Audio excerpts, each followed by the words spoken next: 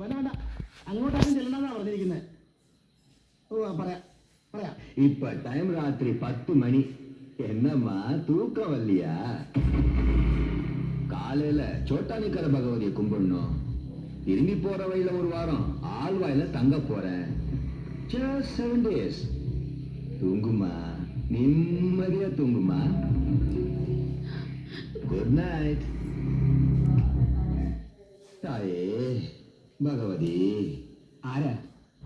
മുതലിയാർ.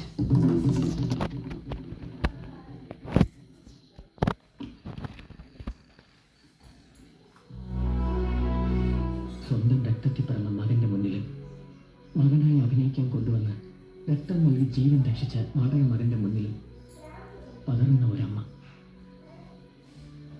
വേദനിപ്പിക്കാനല്ല ഇപ്പൊ ഞാൻ ഇങ്ങോട്ട് വന്നത്. രക്തബന്ധങ്ങൾ അറിയാതെ വളർന്നവനാണ് ഞാൻ. പക്ഷേ ഇപ്പൊ എന്റെ ശരീരത്തിൽ ഓടുന്നത് വെറുതെയെങ്കിലും ഞാൻ അമ്മ എന്ന് വിളിച്ച നിങ്ങളുടെ രക്തമാണ്. ആശുപത്രി കിടക്കയിൽ അബോധാവസ്ഥയിൽ കിടന്ന് അമ്മയെന്ന് വിളിച്ചപ്പോഴും എൻ്റെ മനസ്സ് നിറയെ നിങ്ങളുടെ മുഖമായിരുന്നു. ഇനി നിങ്ങളുടെ അമ്മയാണ്. ഞാനൊരിക്കലും കണ്ടിട്ടില്ലാത്ത എൻ്റെ അമ്മയുടെ സ്ഥാനത്തിപ്പോൾ നിങ്ങളാണ്. എല്ലാം എനിക്കറിയാം. അശോകിൻ്റെ അശ്വതിയുടെ വിവാഹം അന്ന് ആഗ്രഹിക്കുന്ന പോലെ തന്നെ നടക്കണം. ഞാനത് നടത്തിത്തരും. എന്റെ കല്യാണത്തെ പറ്റി ആരും വിഷമിക്കണമെന്നില്ല. അശ്വതി ഒരു നോക്ക് പോലും കാണാത്ത ഒരാളെ കുറിച്ച് കുട്ടിക്കാലം മുതലേ പറഞ്ഞ് മനസ്സിൽ മോഹം ഉണ്ടാക്കുക.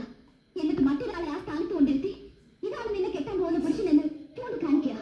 അയാളുമായി കറങ്ങാനും ഹൃദയം പങ്കുവെക്കാനും സ്വന്തം ആട്ടിയും എന്റെ ഡാഡിയും അവസരങ്ങൾ ഒരുക്കുക. ഒടുവിൽ അയാളെല്ലാം നിന്നെ കെട്ടാൻ പോകുന്നതെന്ന് പറയാ.